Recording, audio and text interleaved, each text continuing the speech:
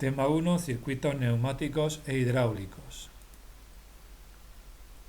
Empezamos en primer lugar definiendo qué es un fluido. Se define fluido como cualquier medio que se derrama si no está dentro de un recipiente. Ejemplos de fluidos son el agua, el aire y el aceite. Tienen algunas características comunes, pero otras son muy diferentes de uno respecto a otro. Las partículas que constituyen a los fluidos no mantienen una suficiente atracción entre ellas y es lo que da lugar a que sus partículas, entre comillas, puedan deslizar y que ellos como fluidos tengan esa característica de fluir, cosa que no ocurre con los sólidos. Bien, se establece dos grandes grupos de fluidos, se distinguen dos grandes grupos de fluidos. Por un lado tenemos el agua, el alcohol y el aceite, que son ejemplos de líquidos. Los líquidos son fluidos que mantienen constante el volumen a pesar de que puedan fluir, porque se adaptan al recipiente que los contiene. Mantienen por lo tanto constante el volumen y se adaptan a la forma del recipiente que contiene al líquido. Por contra, el otro gran grupo de fluidos que existen son los gases. Los gases, en lugar de mantener constante el volumen, tienen la tendencia a expandirse, a ocupar el mayor espacio posible, todo el espacio disponible. Esto ocurre con el aire, con el butano de la bombona, etcétera, que son ejemplos de gases. Líquidos y gases son los dos grupos de fluidos, por lo tanto,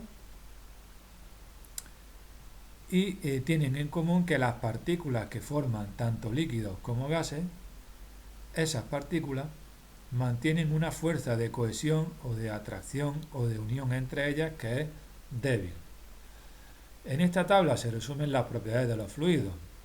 ¿Cómo es la primera propiedad? ¿Cómo es la fuerza de atracción entre partículas? En los líquidos esa fuerza de atracción es muy débil y en los gases es aún más débil. Tan débil que las partículas tienden a separarse entre sí, por eso que tienen como tendencia ocupar el máximo espacio posible o disponible. Segunda propiedad, ¿cómo se comportan líquidos y gases frente a mantener la forma? Pues los líquidos no mantienen la forma, lo que sí mantienen es el volumen. Pueden cambiar de forma para adaptarse al recipiente. Por contra, los gases no mantienen la forma y se expanden hasta ocupar todo el espacio disponible. En cuanto a si se comprimen o no, los líquidos no se comprimen, se dice que son prácticamente incompresibles, en el sentido que no se pueden comprimir. Los gases, por contra, sí se pueden comprimir de manera muy importante, y esto se puede comprobar fácilmente si cogemos una jeringuilla y taponamos el orificio y presionamos el émbolo con la otra mano, pues comprobamos y apreciamos fácilmente cómo el aire del interior de la jeringuilla se comprime. Sin embargo, si llenamos esta jeringuilla de agua, que es un líquido, y tratamos de comprimir el agua en el interior de la jeringuilla, pues vemos que no es posible. La cuarta propiedad para analizar el comportamiento de líquidos y gases, ¿qué efectos produce un aumento de temperatura sobre un líquido? Pues provoca una mayor agitación de las partículas y se dilataría el líquido, mientras que en un gas genera un aumento de volumen o de presión. El caso para entender la dilatación de los líquidos al aumentar la temperatura, pues este hecho se aprovecha por ejemplo, en los termómetros. Los termómetros, la mayoría son de mercurio, otros son de galio, puede ser, o también puede ser de un alcohol que está coloreado para que se pueda distinguir sobre el fondo blanco.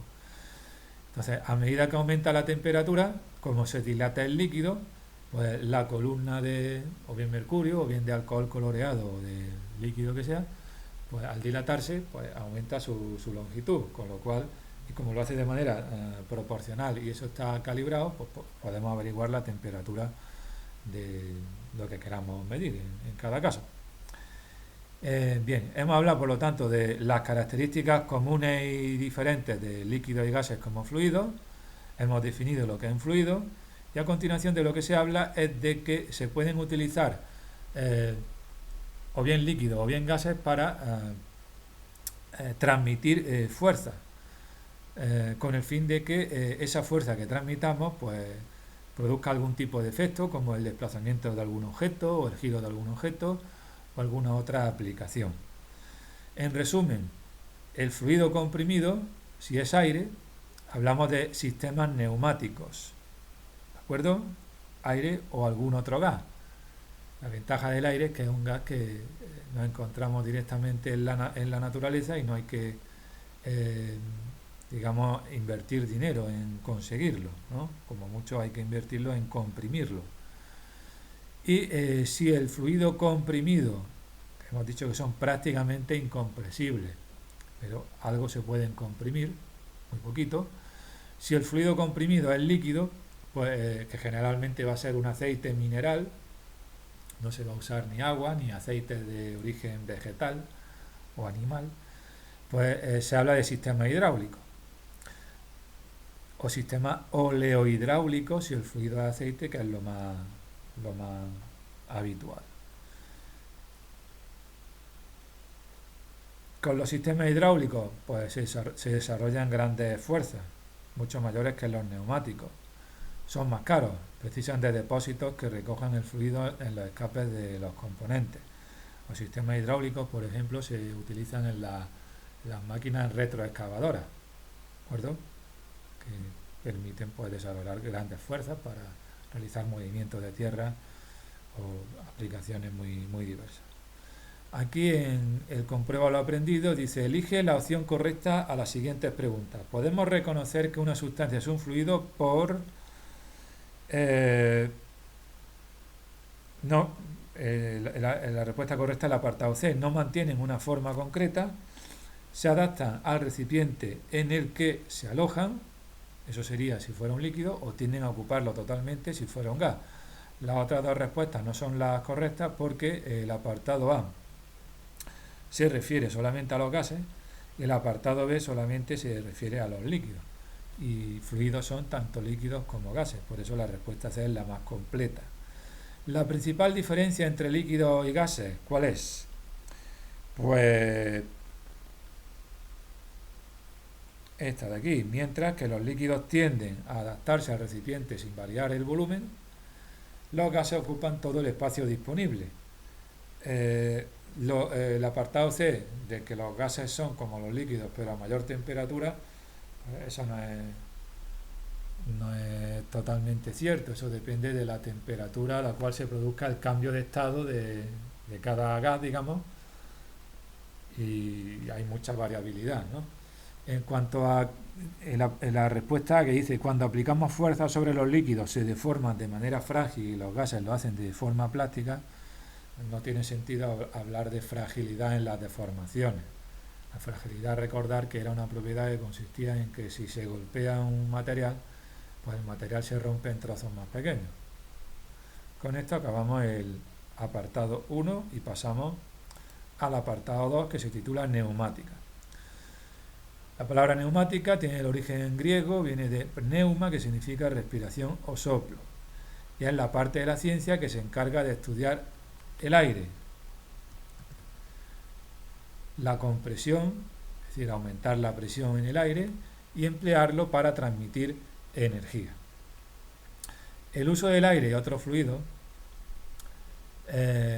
pues no es algo nuevo, sino que se remonta a miles de años atrás, ya que hacia el año 2000 a.C. pues hay constancia del uso de fuelles que se utilizan para avivar el fuego, por ejemplo, que utilizan vejigas de carneros para avivar el fuego y enriquecer la combustión. Desde entonces pues se ha ido desarrollando una tecnología muy importante que se ha ido fusionando, combinando con electrónica, etcétera, con informática, y ha dado lugar la neumática ha dado lugar a la electroneumática o a la electrohidráulica. El aire sabemos que tiene una serie de propiedades y características que se deben analizar para aplicarlo de manera adecuada, correcta en las instalaciones neumáticas. Es capaz de reducir su volumen cuando es sometido a esfuerzos externos de compresión, es decir, se puede comprimir con relativa facilidad. Cuando ocupa un recipiente elástico, se reparte uniformemente dentro de él. Pensemos en un globo. El globo está hecho de un material elástico y cuando soplamos para inflar el globo, pues el aire se va a repartir de manera uniforme dentro de él. Presenta un coeficiente de viscosidad muy reducido, por lo que tiene gran facilidad de fluir por las conducciones adecuadas, es decir, no se queda estancado, no se queda parado, entre comillas, porque tiene una viscosidad reducida, pequeña. No obstante, pues, el uso del aire comprimido presenta una serie de inconvenientes, de problemas. El aire comprimido debe ser procesado para ser utilizado posteriormente, por lo que hay que filtrarlo para eliminar pues pequeñas partículas en suspensión, suciedad, digamos, entre comillas, ¿no? Deshumedecerlo, reducir la cantidad de vapor de agua que contiene, lubricarlo, inyectarle microgotitas o gotitas súper pequeñas de lubricante, de algún tipo de aceite que sirva para lubricar, valga la redundancia, pues las piezas móviles del circuito neumático correspondiente. Otro inconveniente: es imposible conseguir velocidades uniformes y constantes de trabajo. Esto está relacionado con el hecho de que se puede comprimir de manera, digamos, aleatoria o, digamos, sin voluntad por nuestra parte de que se comprima el aire a medida que circula por el circuito, pues en ciertas zonas puede llegar a ocurrir esto, entonces la velocidad de movimiento de ese aire comprimido pues puede variar. Otro inconveniente: los máximos esfuerzos que se pueden desarrollar están limitados por la presión de trabajo y el tamaño de los componentes. Y por último, que a pesar de que el aire sea abundante y gratuito, pues el tratamiento del aire para eliminar suciedad, o sea, filtrarlo y comprimirlo, la compresión del mismo pues tiene un coste económico que puede ser pues importante tenerlo en cuenta. Magnitudes y unidades. Bien, para los fluidos se han de considerar dos magnitudes básicas. Por un lado hablamos de la presión y por otro lado del caudal. ¿Qué es la presión? Pues la presión se define como el cociente entre la fuerza que se aplica perpendicularmente a una superficie, formando un ángulo de 90 grados esa fuerza con la superficie, el cociente entre el valor de la fuerza, F, entre la superficie, S mayúscula. Aquí tenéis un vídeo donde podemos ver la presión que realiza un gas sobre el tapón de un tubo de ensayo. Al calentarse el gas, aumenta la fuerza sobre las paredes del tubo y sobre el tapón, y la fuerza que ejerce sobre la superficie del tapón hace que éste salga despedido. Si el tapón, digamos, no tuviera la posibilidad de salir despedido, aumentaría en el interior del tubo de ensayo la presión hasta un valor que haría que se rompiera el tubo de ensayo. El vídeo lo podemos ver. Se está calentando aquí el tubo de ensayo, aumenta la presión en el interior del tubo de ensayo y llega un momento en que sale disparado el tapón por la presión que ejerce el gas en el interior del tubo de ensayo. Bien, cuanto mayor sea la fuerza ejercida y menor la superficie, mayor es la presión. Es decir, presión y fuerza son magnitudes directamente proporcionales, mientras que presión y superficie son magnitudes inversamente proporcionales. Mientras mayor sea la superficie, menor es la presión. Unidades de de medida de la presión, pues la unidad de presión en el Sistema Internacional de Unidades es el pascal, que se define como una fuerza de 1 newton realizada sobre una superficie de 1 metro cuadrado. Por eso un pascal equivale a 1 newton partido metro cuadrado. El símbolo del pascal es P mayúscula A minúscula. Es muy importante que respetemos las mayúsculas y minúsculas en los símbolos de las unidades y también en las magnitudes. No podemos escribirlo alegremente, ¿no? El pascal resulta que es una unidad que a nivel industrial es bastante pequeña, de ahí que se utilicen múltiplos como el kilopascal, que son 1000 pascales, o el megapascal, que son 1.000.000 de pascales, o 10 elevado a 6 pascales. También se utilizan otras unidades de presión como el bar o milibar. El bar, con B, es una unidad de presión que se utiliza o se ha venido utilizando habitualmente en meteorología. En los mapas de isobara, son los mapas en los que se representan las líneas de presión constante o de igual presión, pues cuando se ponían, que ya hoy en día igual están más en desuso, pues se indicaba la presión de alguna de las líneas de isobara precisamente en bares o en milibares, ¿no? La atmósfera es otra unidad de presión, símbolo ATM, y el kilogramo por centímetro cuadrado, que es una unidad de fuerza típica o característica de los manómetros, que son los aparatos de medida de la presión en el interior de un neumático, por ejemplo. ¿Vale? Ese instrumento de medida para observar la presión en el interior de un recipiente se llama manómetro, porque si queremos medir la presión atmosférica no se usa el manómetro, sino el barómetro con B. Aquí tenemos una serie de equivalencias. Un bar equivale a una atmósfera equivale a 1 kilopondio por centímetro cuadrado, y esto equivale a 100 kilopascales, es decir, 10 elevado a 5 pascales o 10.000 pascales. Bien, lo he dicho bien, ¿no? No 10.000 pascales, no, 100.000 pascales, perdón. La presión atmosférica es el valor de la presión en la superficie de la Tierra a nivel del mar. Este valor se toma como referencia. A medida que ascendemos, ¿vale? Si nos vamos de Málaga a Sierra Nevada, en Sierra Nevada la presión atmosférica es más pequeña, no es de una atmósfera, sino que es ligeramente más pequeña. ¿Y eso a qué se debe? Pues que sobre nuestra cabeza, entre comillas, la altura que tenemos de atmósfera sobre nosotros pues es bastante más pequeña. Precisamente si la altura a nivel del mar en Málaga es 0 metros sobre el nivel del mar, en Sierra Nevada nos ponemos en 3.000 metros, por ejemplo, pues tenemos 3.000 metros menos de altura de atmósfera sobre nosotros. De ahí que la presión que ejerce la atmósfera a medida que subamos pues sea más pequeña.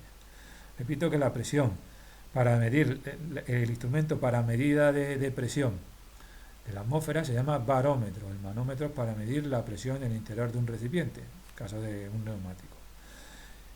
Por un lado hemos hablado de la presión. La otra magnitud importante en circuitos neumáticos, también en hidráulicos, es el caudal, que es el volumen de fluido, volumen dividido por unidad de tiempo. Volumen de fluido que atraviesa una determinada sección de un conductor por unidad de tiempo. Volumen entre tiempo, volumen V mayúscula.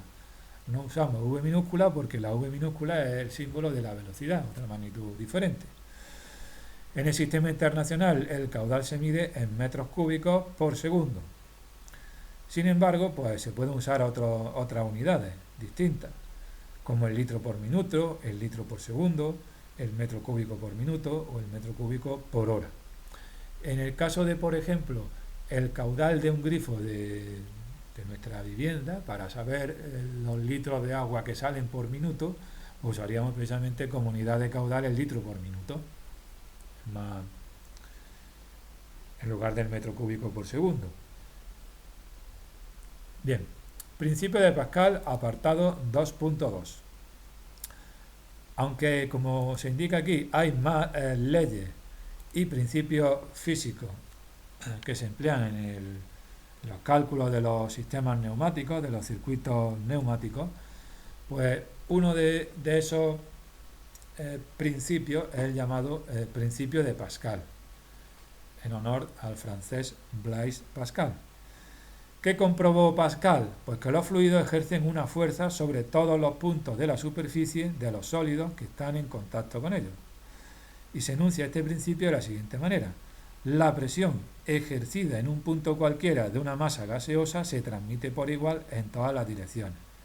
Es decir, si nos fijamos en este dibujo de aquí, la presión que se ejerce en este punto del fluido, ¿vale?, se transmite a todos los puntos del fluido, de manera que si la presión aquí vale 5 atmósferas, la que llega aquí es exactamente igual a 5 atmósferas, ¿vale?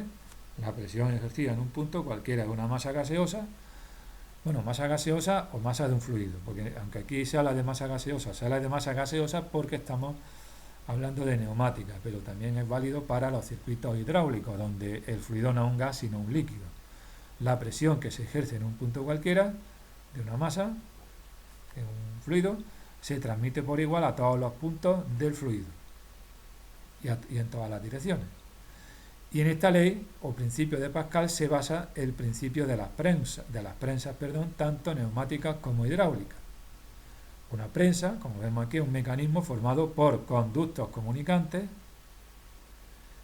impulsados por pistones de diferentes áreas. Vemos aquí que el área esta es más pequeña que aquí, ¿vale? Esta prensa es mayor que la de aquí. Entonces, mediante una pequeña fuerza que se hace en el pistón más pequeño, obtenemos una fuerza más grande aquí. ¿Y eso está en contradicción con el hecho de que la presión aquí y aquí son iguales? No. ¿Por qué? Porque si esto es la superficie 1, S1, y esto es la superficie S2, aquí tenemos la fuerza F1, aquí la fuerza F2, como la presión P1 igual a la presión P2, el cociente entre F1 y S1 igual al cociente entre F2 y S2. En definitiva, como aquí la fuerza es más pequeña y la superficie es más pequeña también, y aquí la superficie es más grande, la fuerza que se obtiene es mayor. Me explico con números. Si F1 vale 2 y S1 vale 2, ¿cuánto es 2 entre 2? 1. Ahora aquí, como la superficie es más grande, pongamos que es 4, para que me dé el cociente también como resultado 1, igual que aquí daba 2 entre 2, 1. Si aquí pongo 4 en la superficie, la fuerza F2 tiene que ser 4. Es decir, el cociente 4 entre 4 también es 1, pero obtengo una fuerza más grande en el pistón más grande respecto a la fuerza más pequeña del pistón o la prensa más pequeña. ¿De acuerdo? Y aquí lo podemos ver con un ejemplo. Vamos a mostrar la retroalimentación. Dice, ¿qué fuerza se debe aplicar sobre un émbolo de 10 centímetros cuadrados de superficie de un circuito hidráulico con el que se pretende elevar un automóvil de 1.200 kilogramos de masa, que se apoya sobre un émbolo de una superficie de 100 centímetros cuadrados? Fijaros que aquí habla de un circuito hidráulico. Repito, aquí en este apartado de importante, cuando habla de una masa gaseosa, en realidad aquí se han equivocado. El principio de Pascal es aplicable tanto a masas gaseosas como a masas líquidas, no solamente a fluidos gaseosos. Por eso la aplicación del principio de Pascal aquí en este problema pues tiene que ver con un circuito no hidráulico, neumático, sino hidráulico. Eso es lo de menos. Lo importante es que, como la presión en los dos lados del émbolo es igual, F1 entre S1 igual a F2 entre S2, la fuerza F1 es la que queremos calcular, la superficie S1 es 10, la fuerza F2 ponemos 1200, en realidad no serían 1200 kilogramos, sino kilogramos fuerza, que es una unidad de fuerza. Que recordar que el kilogramo no es unidad de fuerza, sino de masa. La superficie S2 son 100, despejamos F1 como el 10 que está aquí dividiendo, pasa multiplicando al 1200, con lo cual se nos queda en que para elevar un automóvil de 1200 kilogramos de masa o una fuerza de 1200 kilogramos fuerza, pues realizamos la fuerza que hay que realizar F1 es de 120 kilogramos fuerza, que es 10 veces más pequeño. Otro ejemplo de aplicación del principio de Pascal, dice, en una prensa hidráulica podemos realizar una fuerza máxima de 80 newtons sobre el primer pistón. las secciones de los émbolos son de 40 y 200 y cuál es la fuerza máxima transmitida que se podrá desarrollar en el segundo pistón. En este caso F1 son 80 newton, la superficie S1 son 40, la fuerza F2 es lo que quiero calcular y la superficie S2 son 200. Este 200 pasa aquí multiplicando a 80, 80 por 200 entre 40 me da 400 newton. Es decir, si nosotros realizamos una fuerza de 80 newton sobre el pistón pequeño, en el segundo pistón o pistón grande obtenemos una fuerza de 400 newton, que es 5 veces mayor, ¿no? Porque 80 por 5 son 400. ¿De acuerdo? Con esto acabamos el principio de Pascal. Vamos ahora a analizar los elementos de un circuito neumático, apartado 3. Pues bien, desde un punto de vista genérico o amplio del circuito neumático, pues se pueden clasificar los elementos que lo componen en, por un lado tenemos los grupos de presión. Son aquellos elementos que generan la presión que se necesita en el circuito. El elemento principal del grupo de presión es el compresor. El compresor coge el aire de la atmósfera y le eleva la presión, lo comprime. En segundo lugar tenemos los elementos conductores del fluido. Las redes de tuberías por las que circula el fluido, básicamente son tuberías o conductos por los que va a circular el fluido. En tercer lugar tenemos los elementos de control. Sirven para controlar, regular, distribuir el fluido neumático, son las válvulas. Cantidad de fluido que sí pasa, que no pasa, por dónde pasa, por dónde sí pasa, etcétera, ¿no? Distribuirlo por un lado, por otro, etcétera, etcétera. Y el cuarto elemento son los elementos actuadores o receptores de la energía neumática, son los cilindros. En este diagrama de bloques se representan los elementos del circuito. Compresor, acondicionamiento del aire para filtrarlo, eliminar impurezas, eliminar humedad o reducir la humedad, lubricar, etc. Las válvulas, que son los elementos de control. Los actuadores neumáticos, que serían los elementos actuadores receptores. Y la máquina sobre la que llevan a cabo pues, la acción, porque el objetivo del circuito neumático es desarrollar algún tipo de acción sobre algún mecanismo o máquina. Analicemos el grupo de presión. Pues dentro del grupo de presión nos vamos a encontrar con los siguientes subelementos.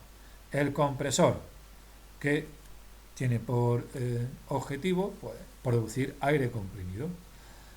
La unidad de tratamiento del aire comprimido. Una vez que hemos comprimido el aire, hemos aumentado la presión del aire, pues hay que tratarlo. ¿Cómo se trata el aire? Pues con la unidad de tratamiento. ¿Y en qué consiste ese tratamiento? En filtrar, eliminando partículas, lubricar y regulando la presión. El grupo de presión se acompaña con un acumulador o depósito donde se almacena el aire comprimido. Una vez que tenemos el aire comprimido, filtrado, regulado la presión, lubricado, pues ese aire hay que acumularlo o depositarlo en un depósito. Los compresores son máquinas rotativas, giran internamente, ¿no? Movidas por motores destinadas a captar aire atmosférico y elevar la presión. Y uno de los compresores más comunes son los de émbolo. En el siguiente vídeo, si queréis, pues cuando naveguéis por el tema podéis verlo, ¿no? Aquí no vamos a dedicarle tiempo a verlo porque no es imprescindible. El elemento de un circuito neumático encargado de elevar la presión del aire para posteriormente usar ese aire comprimido se llama compresor, como ya hemos comentado. La unidad de tratamiento del aire comprimido, pues ya hemos hablado de que está formado por un filtro que impide que el polvo y partículas más pesadas pues circulen por la instalación. También condensa el vapor de agua existente en el aire para ser evacuado posteriormente, porque el vapor de agua o la humedad del aire puede perjudicar a los componentes del circuito neumático. Se pueden oxidar, por ejemplo, o se pueden deteriorar. De ahí que sea bueno reducir la humedad del aire. El regulador de presión ajusta la presión en el circuito a un valor deseado. Cuando el aire comprimido supera la presión establecida, se produce un escape de aire a la atmósfera para limitarla. porque si la presión es excesiva, pues eso contribuye a deteriorar los componentes del circuito neumático. El lubricador pues aplica al aire una fina neblina de aceite, así las piezas móviles, al estar lubricadas, pues evitamos o reducimos el rozamiento y también reducimos el desgaste de las piezas móviles. El símbolo que se utiliza para representar la unidad de acondicionamiento o mantenimiento del aire es este de aquí, ¿de acuerdo? Este símbolo hay que tenerlo en cuenta porque una de las cosas que o bien en tarea o bien en el examen se pueden preguntar son símbolos de circuitos neumáticos. No se trata de que sepáis dibujarlos, sino que sepáis identificarlos. Es decir, el dibujo se os da y de lo que se trata es de que lo nombréis correctamente. Hemos hablado de el compresor junto a la unidad de tratamiento del aire comprimido que lo filtra, regula la presión y lo lubrica. Y ahora vamos con el acumulador o depósito. Además de la unidad de acondicionamiento, es necesario disponer de suficiente cantidad de aire para operar. Y para eso se utiliza un acumulador, un depósito que almacena aire comprimido para proporcionarlo posteriormente pues, al circuito. No nos metemos en detalles de los componentes del depósito o acumulador de aire comprimido.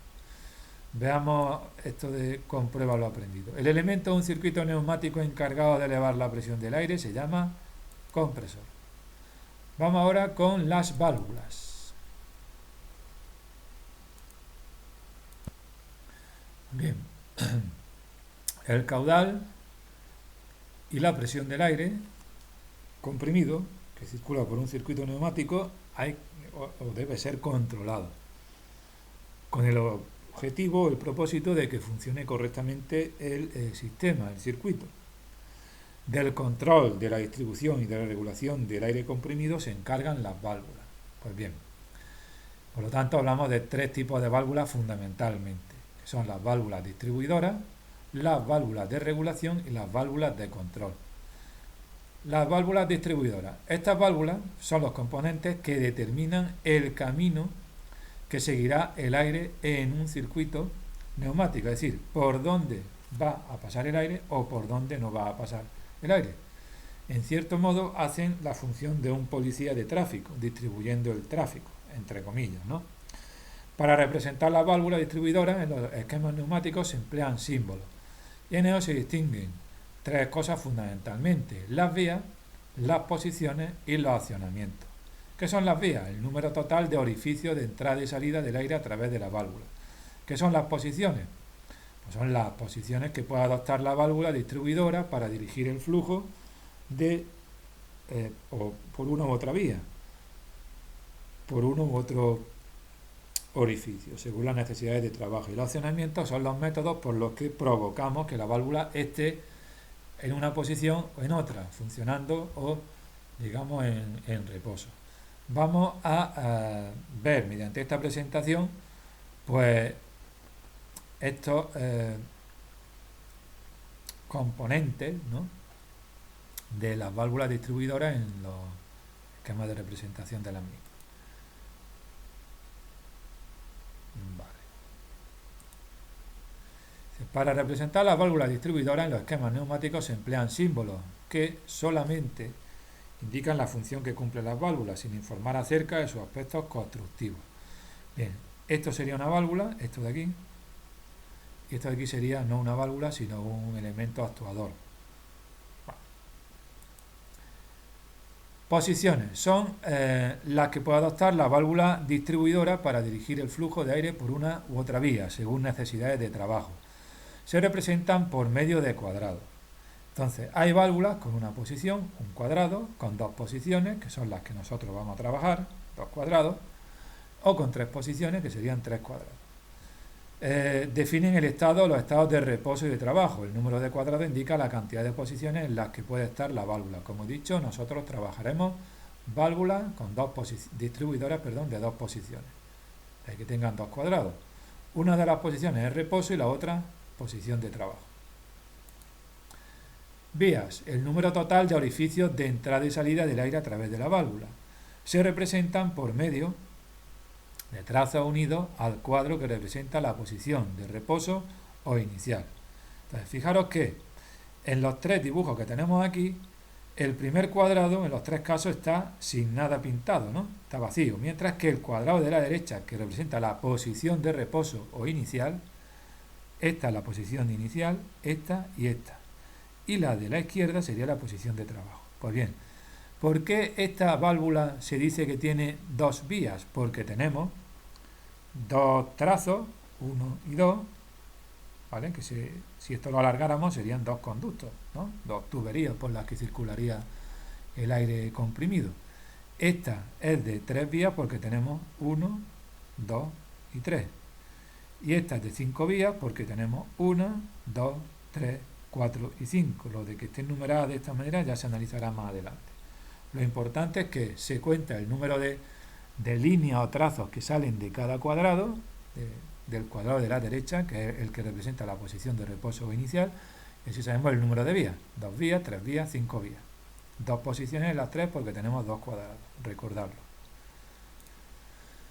Identificación de la válvula. Pues a la hora de nombrar o identificar a la válvula se indica mediante esta notación, que es el número de vías, la barra esta, y el número de posiciones. Fijaros que en los tres casos el número de posiciones, el número que va detrás de la barra, es un 2, ¿veis? De color azul. ¿Por qué es un 2? Porque tenemos dos cuadrados en los tres casos. Ahora, ¿por qué el primer número de válvula en rojo pone aquí 2, aquí 3 y aquí 5?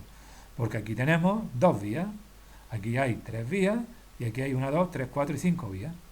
Por eso esta es una válvula 2/2 o 2 medios, esta es una válvula 3 medios o 3/2 y esta válvula 5 medios. Aparte de estas tres, no vamos a ver o trabajar más en las tareas o en los cuestionarios. Otra cosa es que si estuviéramos estudiando neumática con profundidad, pues sí, veríamos que hay mucha más variedad de válvulas. Representación del funcionamiento. Se representa esquemáticamente en el interior de los cuadros, es decir, lo que esta flecha que tenemos aquí, que va desde 3 hasta 4, o esta que va desde 1 hasta 2, dentro, en el interior del cuadrado este, nos está representando cómo funciona la válvula, ¿no? Los conductos que unen las diversas vías se representan mediante líneas rectas, que serían los trocitos estos de aquí. Y las flechas indican el sentido de circulación del fluido, del 3 al 4 aquí y de aquí del 1 al 2. Representación del funcionamiento. Siempre se dibujan las posiciones en las que puede estar la válvula. Como hemos hablado de que vamos a trabajar válvulas de dos posiciones, pues dos cuadrados, ¿vale? Esta válvula es 3 medios. ¿Por qué es 3 medios? Porque tenemos dos posiciones, de ahí el 2, y es 3 delante de la barra porque tiene 1, 2 y 3 conductos, ¿de acuerdo? Tiene dos posiciones, dibujamos dos cuadrados, representados por donde circula el aire en cada caso. Recordar, el cuadrado de la derecha representa la posición de reposo. En la posición de reposo el aire pasa de la vía 2 a la vía 3. ¿Qué representa, si nos fijamos en el conducto, ¿no? En el conducto número 1, si nos fijamos, vemos aquí hacia adentro que tiene aquí como una forma de T. Esto es que está obturado, que está taponado. Es decir, en la posición de reposo, por el orificio 1 ni entra ni sale aire. Esto está, digamos, obturado. En la posición de reposo, que sería el cuadrado de la izquierda, ¿qué tenemos? Vemos que el aire pasa, claro, si este es el conducto 1, sigue siéndolo aquí. Pasa del 1 al 2. En la posición de trabajo, el aire circula desde la vía 1 hasta la vía 2. Así se representa o se explica el funcionamiento. Más situaciones. Representación del funcionamiento. Conductos de escape. Para representar la evacuación del aire a la atmósfera, se representa por un triángulo directamente unido al símbolo. Lo vemos aquí. Este triángulo representa un escape de aire. Si la válvula tiene un empalme a un tubo de escape, por un triángulo ligeramente separado del símbolo. O sea que el triángulo puede ir o directamente pegado o ligeramente separado mediante un empalme de un tubo de escape. Vamos, eso no tiene más complejidad. Otro dato interesante. normalmente abiertas o normalmente cerradas. Las válvulas normalmente abiertas dejan pasar el aire, mientras que no se les cambie del estado de reposo, se indican NA. Si nos fijamos en esta de aquí, veis cómo muevo el ratón, esta es una válvula 2/2 NA. ¿Qué significa 2/2? 2/2. El primer 2 significa que hay dos vías, este y este trazo. El segundo 2 significa que hay dos posiciones, los dos cuadrados. NA, ¿qué significa? Que normalmente está abierta, es decir, está dejando pasar en la posición de reposo el aire del orificio 1 al 2, ¿vale? Esta es una válvula normalmente abierta. Sin embargo, esta de la izquierda es justo lo contrario. Es normalmente cerrada, porque en la posición de reposo vemos que está obturado el orificio 1 y el orificio 2. Mientras que cuando se activa, cuando en la posición de trabajo, ya no está cerrada. Si normalmente está cerrada, cuando deja de estar cerrada es porque está abierta. Esa es la idea, ¿no? Accionamiento de las válvulas. Para que las válvulas cambien su estado de trabajo y puedan pasar de reposo a trabajo o de trabajo a reposo, pues hay que accionarlas, necesitan ser accionadas. Según el accionamiento o el elemento de pilotaje, el accionamiento puede ser manual. Podemos accionar la válvula mediante un pulsador, una palanca, un pedal, haciéndolo manualmente. De manera mecánica, mediante levas, rodillos o dispositivos mecánicos, que son los que hacen que la válvula entre en funcionamiento. Un final de carrera, un resorte. Puede ser accionamiento eléctrico, un electroimán. Accionamiento neumático, a través de darle o quitarle presión mediante entrada de aire, ¿no? Aquí en este cuadro pues se muestran una serie de accionamientos que hay que controlarlos para responder a parte de la tarea o del cuestionario. Tipos de accionamiento tenemos por mando manual, que sería este de aquí, por palanca, por pedal, por leva, por pulsador, que es de los más recurridos o más utilizados, por llave, enclavamiento, por resorte o muelle, por pilotaje eléctrico, por presión, introduciendo aire a presión, rodillo escamoteable, final de carrera, etc. Repito, el más frecuente es el accionamiento mediante pulsador. Los otros, pues este también suele aparecer el pilotaje por presión y por pedal o palanca o mando manual de vez en cuando. Los otros son menos frecuentes que aparezcan. Retorno a la posición de reposo. Después de accionar la válvula, esta cambia de posición, abandonando su estado de reposo. Para volver a la posición inicial se pueden usar los mismos medios para accionarla. Los más comunes, el resorte y el neumático. El símbolo de retorno a la posición de reposo se coloca al lado del cuadro de la derecha. Es decir,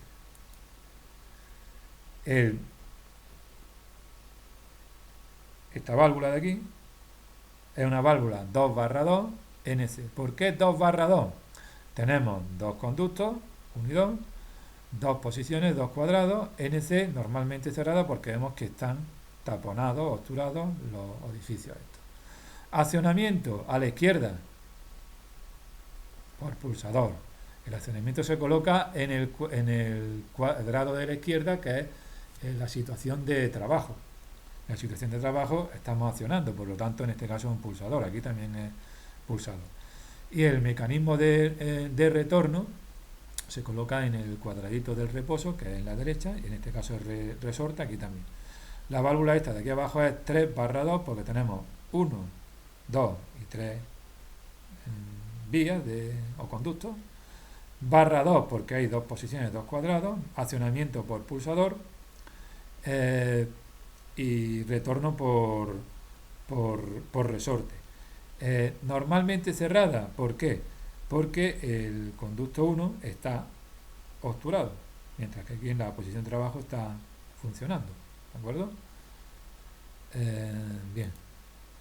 Más ejemplos, válvula 3/2, normalmente cerrada, con accionamiento mediante palanca, y el retorno, aquí lo vemos, mediante aire a presión. Válvula 4/2, porque tenemos 4 conductos de aire, /2, dos posiciones, accionamiento eléctrico, porque este es el esquema del accionamiento eléctrico, y retorno manual con enclavamiento.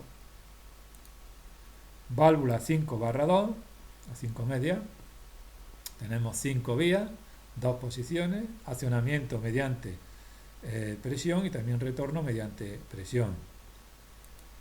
Y con esto acabamos esta presentación. Para la representación de las válvulas se emplean cuadrados, uno por cada posición de trabajo, hemos visto, se indican las vías que tienen, el nombre de la válvula se da como número de vías barra número de posiciones y además se indica si es normalmente abierta, normalmente cerrada. Eso en cuanto a las válvulas distribuidoras, que las más frecuentes son las 3/2 o las 5/2.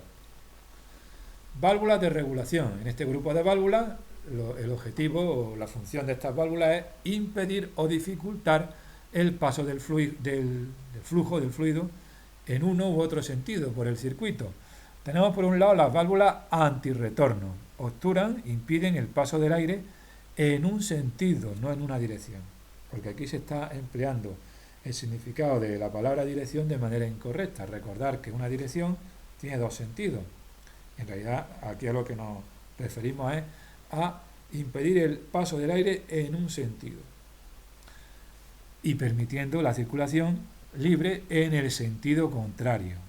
¿De acuerdo? El esquema de una válvula antirretorno sería este de aquí, el símbolo. La válvula reguladora, aquí tenemos el símbolo. Esta permite regular la cantidad, el caudal de aire que circula por ella, desde un valor cero hasta un valor máximo. El caudal de aire que circula se indica en porcentaje. Esta, por ejemplo, que tiene este símbolo, pues nos está indicando que deja circular un 50% del caudal.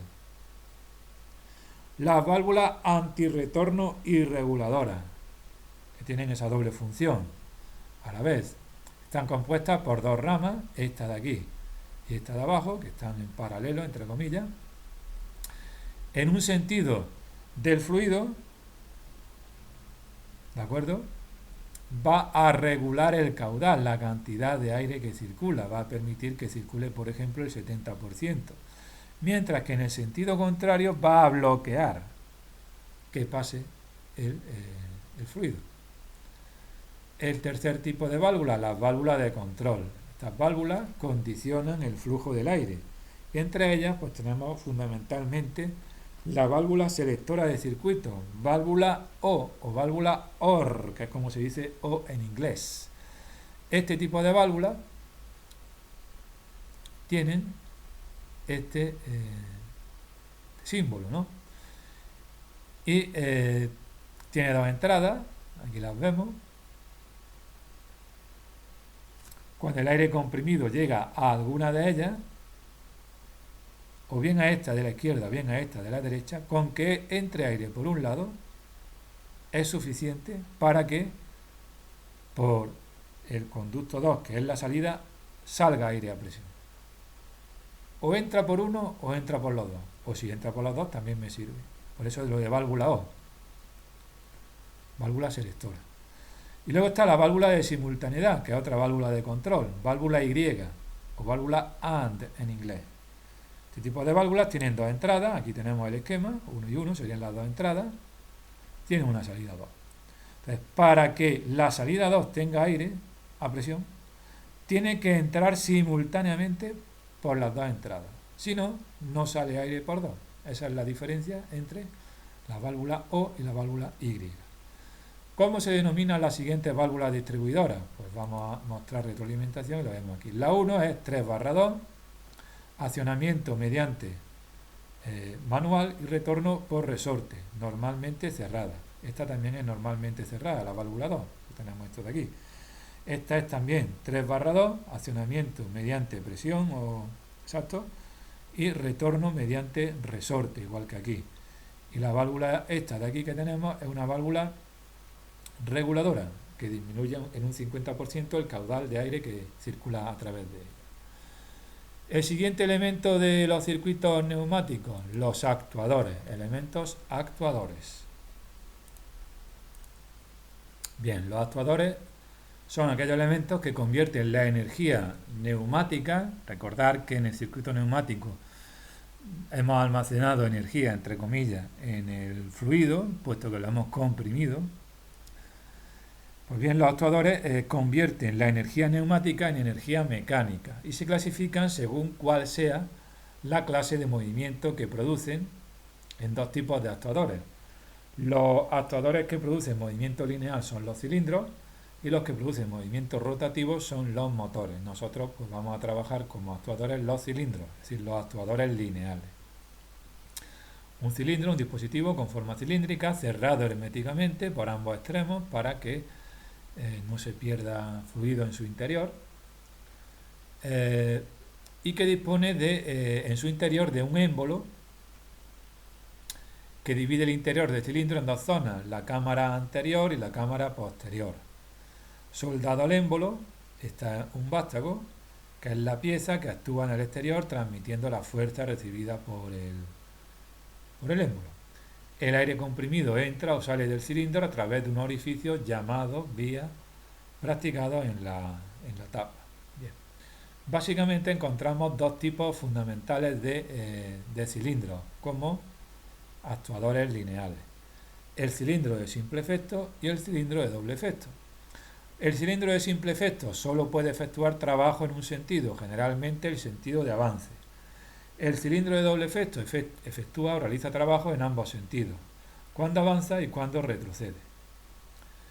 Los cilindros son actuadores que emplean la energía del aire comprimido y la transforman en energía mecánica, y en concreto esa energía mecánica se manifiesta pues, a través de un desplazamiento lineal, en línea recta. Este símbolo que tenemos aquí es el símbolo del cilindro de simple efecto. El vástago puede estar replegado, extendido inicialmente, disponen de un resorte, que sería esto de aquí, los dientes estos en forma de sierra, o esta línea en forma de dientes de sierra. Ese sería el resorte de recuperación de la posición inicial. Al suministrar aire comprimido, el émbolo modifica su posición extendiéndose, avanzando esto hacia adelante. Cuando se purga el aire, el muelle recupera la posición inicial y retrocedería esto hacia atrás.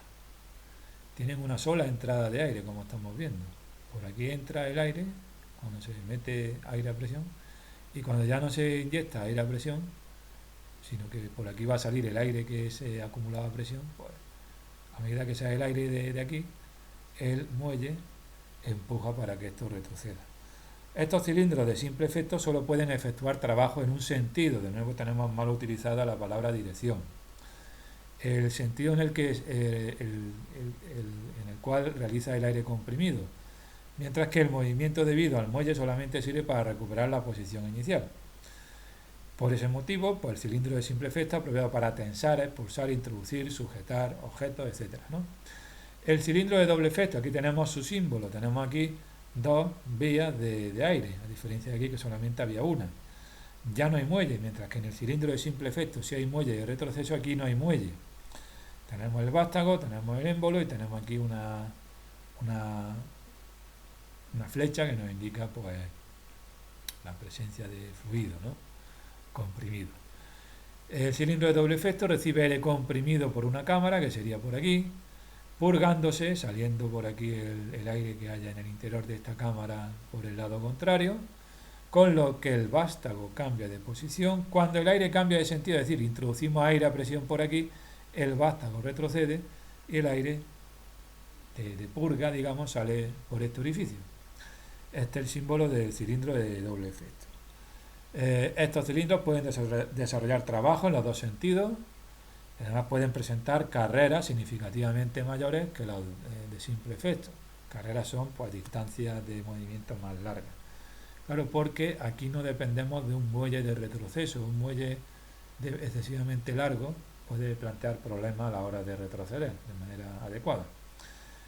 Los cilindros de doble efecto pueden llevar en su interior un resorte, y la respuesta es que no. Llevan los de simple efecto. Bien, una vez que hemos visto los componentes del circuito neumático, grupo de presión, válvulas y actuadores, vamos a hablar de cómo se diseña un circuito neumático. Pues bien, un circuito neumático es un conjunto de actuadores, válvulas y conductos que combinados de una manera concreta pues son capaces de cumplir una función específica. En este circuito tenemos un cilindro de doble efecto, una válvula, otra y otra. Estas son válvulas distribuidoras, estas cuatro, mientras que este componente de aquí es una válvula reguladora. En este vídeo se puede ver cómo se diseña un circuito neumático usando un simulador. Los simuladores pueden servir para simular y ver cómo funciona un circuito neumático. Normas básicas de diseño de los circuitos neumáticos. Emplearemos esquemas neumáticos para representar todos los elementos que forman parte de los circuitos. Los símbolos de los cilindros, de las válvulas distribuidoras, reguladoras o de control, de los conductos, que son líneas, ¿no? Elementos de conexión, componentes auxiliares. Pues los esquemas neumáticos deben ser lo más claros y sencillos posibles para facilitar la comprensión, la interpretación del esquema del circuito, etc. Y aquí pues tenéis un vídeo para que lo veáis al respecto. Los puntos clave que se explican en el vídeo son ¿cuáles? Pues los actuadores se representan en posición horizontal. Vemos como los dos cilindros aquí, elementos actuadores, están en posición horizontal, no en posición vertical, ¿vale? Los circuitos se representan en su posición inicial, es decir, los componentes no están activados. Los componentes no están activados en este dibujo. Vale. Todos los conductos se representan mediante líneas horizontales y o verticales. Aquí tenemos esta línea, trozos de líneas horizontales y verticales representan los conductos. Tratando de evitar cruces entre ellas para evitar confusiones. En caso de producirse empalme o conexiones en nudos, se representa mediante puntos rellenados. Como esto de aquí, puntos negros representan esos nudos, ¿no? Esas conexiones empalme. De no existir estos puntos rellenos, quiere decir que se producen cruces de conductores sin que haya conexión entre ellos. En este caso, creo que en este circuito no hay ningún cruce de conductos, ¿vale? Siguiente punto, para identificar los componentes se enumeran los elementos según un orden predeterminado, dependiendo de a qué grupo correspondan según lo siguiente. Bien, empezamos por los actuadores, que se enumeran siguiendo un orden: 1.0, 2.0, 3.0, 4.0. Entonces los actuadores en este circuito son estos dos de aquí, estos dos cilindros, elementos de trabajo actuadores. Este es el elemento 1.0 y este es el 2.0. Si hubiera más, 3.0, 4.0, etc. Las válvulas. Vamos con las válvulas. Las válvulas que actúan como elementos de gobierno, que en el esquema anterior son dos válvulas 4/2, son dos válvulas 4/2 de accionamiento y retorno por presión, ¿vale? Donde las tenemos aquí. Son 4/2 porque tenemos 1, 2, 3 y 4 conductos, digamos, ¿no? De ahí el 4, el 2 por 2 posiciones, y accionamiento y retorno por presión, porque eso es lo que se introduce aquí, aire a presión, ¿vale? Para ponerla en funcionamiento o en reposo. Se indican con la siguiente nomenclatura. Esta es la 1.1, esta es la 2.1. Si hubiera más, que no la hay, pues sería la 3.1, 4.1, etc. La primera cifra indica a qué actuador pertenece. Como este actuador es el actuador 1, esta es la válvula 1.1. Como este es el actuador o cilindro 2.0, esta es la válvula 2.1. ¿Vale? ¿Qué más? La primera cifra, por lo tanto, indica a qué actuador pertenece. La segunda indica que se trata de un órgano de gobierno o distribuidor de mano, ¿vale? Elementos de gobierno, estos dos de aquí. Por eso el segundo número es 1. Los elementos captadores de información en el esquema son válvulas 3/2. Aquí las tenemos. 1, 2, 3 y 4 válvulas del tipo válvulas 3 medios. 3 medios porque tenemos 1, 2 y 3 conductos, dos posiciones, ¿vale? Se identifican con los números 1.2, 1.4, 1.2. Bueno, el 1.4 no lo veo yo.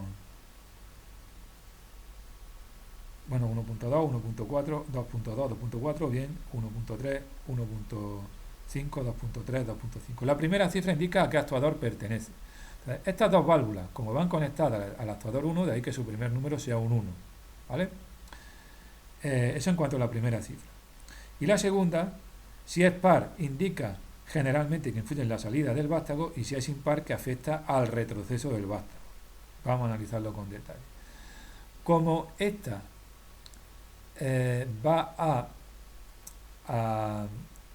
esta, cuando la activemos, va a hacer que entre el aire por aquí. Y tiene que ver con el retroceso del vástago, porque esto va a la parte izquierda de aquí. Como es el retroceso, ¿vale? Lo teníamos por aquí. Si es par, indica que influye en la salida del vástago. Y si es impar, afecta al retroceso del vástago. Si es par, salida del vástago. Si es par, que en este caso es par, pues vale, en realidad es que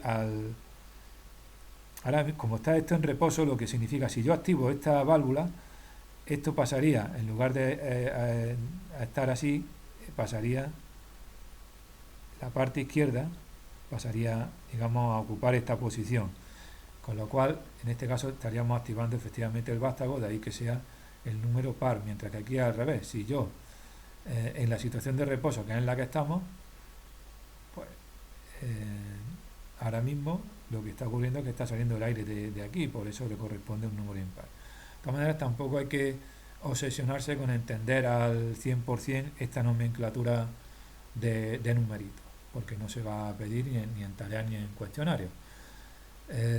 Esta es 2.2, 2.3, porque las dos, el primer número es un 2, ya que tienen que ver con el cilindro número 2, y este es el segundo número es un 2 y este es un 3 por el tema ese de si está o bien en reposo o está en la posición de funcionamiento.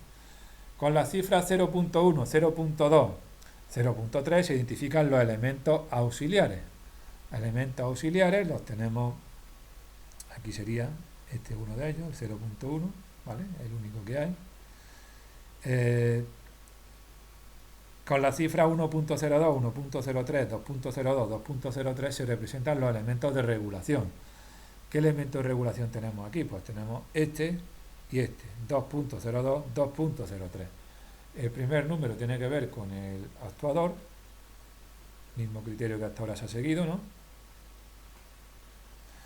Y la segunda, 0, indica que es un elemento de regulación. La tercera cifra, pues según sea par o impar, afecta a la salida del vástago o su entrada. Pero en eso no nos vamos a meter, como he dicho anteriormente. Indica que corresponden los números de los elementos del circuito neumático: 1.0, 1.01, 1.1, 1.2, 1.3, 0.1. Pues aquí tenemos el 1.0, un actuador, evidentemente. Cilindro de doble efecto, está claro, ¿no?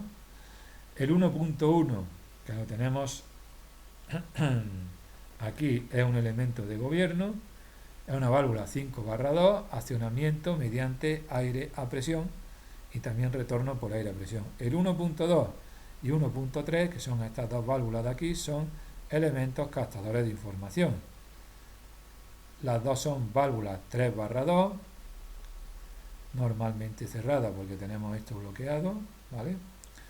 Y accionamiento manual con enclavamiento y retorno por muelle. El 1.01, que sería este de aquí, ¿vale?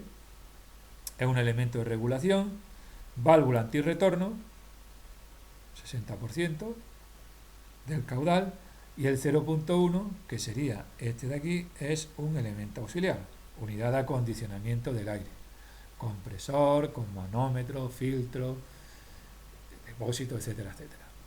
Bien, circuitos básicos.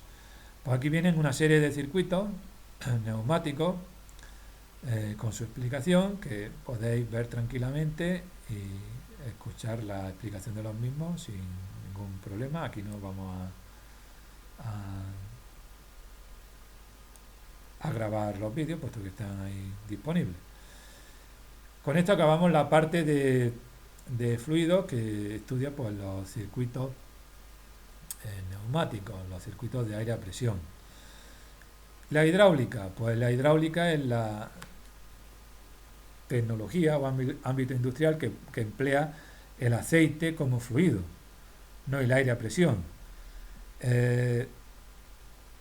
Y la hidráulica, pues en la parte de los fluidos, ¿no? De la ciencia de los fluidos, que estudia pues como fluidos pues líquidos, básicamente, y sobre todo pues el aceite, ¿no? Ejemplos donde se utilice la tecnología hidráulica, los circuitos hidráulicos, pues máquinas, herramientas, sujeción de piezas, movimiento de avance de herramientas de mecanización, fresadoras, etcétera, en las prensas para comprimir, sujetar piezas, maquinaria de obras públicas, sistemas de prensado, sujeción, elevación, manipulación de carga en vehículos, cambio automático, en aeronáutica, trenes de aterrizaje, retráctiles, grúas, robots, las máquinas estas retroexcavadoras que yo comenté antes, se utilizan en la construcción, ¿no?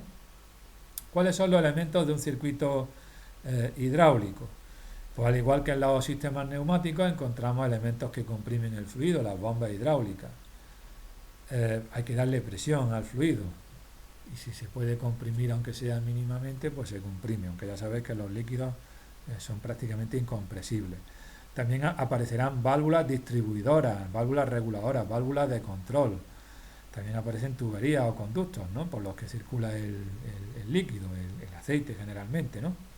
Y finalmente, pues el fluido comprimido va a llegar a los actuadores, al igual que en los sistemas neumáticos, ¿no? Y que serán pues o bien cilindros o bien motores.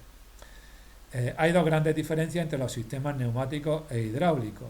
La primera es que no es posible almacenar aire a presión, que el aceite es un fluido incompresible, solo habrá presión mientras actúe la bomba hidráulica. Además, las bombas no crean la presión por disminución del volumen ocupado por la masa de fluido, sino empujando el fluido que lleva a las tuberías. Y la segunda es que los sistemas hidráulicos son sistemas cerrados, no existe la posibilidad o no debe existir la posibilidad de que escape el aceite al exterior, porque entonces pues mal vamos, ¿no? En el caso del aire no hay problema, si se escapa aire al exterior, pues volvemos a coger aire del exterior y se vuelve a comprimir sin mayor problema, ¿no? ¿Cuáles son los elementos de un sistema hidráulico? Vamos a verlo rápidamente, que en realidad no es necesario verlos con detalle porque a los circuitos hidráulicos no le vamos a dedicar tiempo de estudio de su simbología y demás historias, pero podéis ver en esta presentación, si tenéis mucho interés, pues cada uno de estos de los componentes de un circuito neumático. Como he dicho que no vamos a meternos en detalles sobre estos tipos de circuitos, sino que ya hemos estudiado los circuitos neumáticos y con eso nos quedamos. Pues continuamos viendo cómo se diseñan los circuitos hidráulicos, así también muy por encima. Aquí tenemos un esquema donde vemos un tipo de válvula, en este caso es una válvula 5/3 con 3 posiciones. Como ya he dicho, las de 2 posiciones son las que nosotros hemos trabajado en circuitos neumáticos, estas no las vamos a trabajar. También tendremos pues la simbología de los circuitos hidráulicos, que es un poco distinta a la de los circuitos neumáticos. Pero repito, no nos metemos en estudiarla, ni en detalle ni sin detalle. Recordar que lo que viene en resumen, en este apartado de resumen de los temas, pues está demasiado resumido. En lugar de esto, yo recomiendo que debajo de cada tema, pues si queréis ver el tema en formato PDF, pues lo tenéis aquí abierto, lo podéis leer sin ningún problema, ¿no?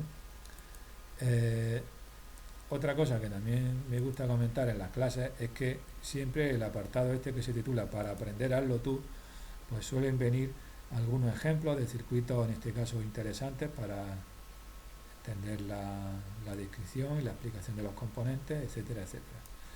Con esto acabamos este primer tema, que, recordar, resumiendo, va sobre fluidos, características de fluidos, gases líquidos, en qué se parecen, en qué se diferencian, y posteriormente pues se habla de la utilización de estos fluidos comprimidos a presión, bien en circuitos neumáticos o bien en circuitos hidráulicos, sobre todo en circuitos neumáticos a lo que más tiempo le hemos dedicado. Ya hemos hablado de una serie de magnitudes como la presión o el caudal y también las unidades de medida de presión de caudal, y también hemos, repito, hablado de un principio que es el principio de Pascal, que tiene una utilización muy clara hoy en día a nivel tecnológico y también desde hace ya bastantes años, y lo que se llama la prensa hidráulica, un tipo de problema donde calculamos la fuerza que se obtiene en un émbolo a partir de la realizada en otro émbolo más pequeño, haciendo uso de ese principio de Pascal. Y con esto acaba este primer tema del bloque 11, titulado Electrónica y nuevos avances en el campo de la comunicación.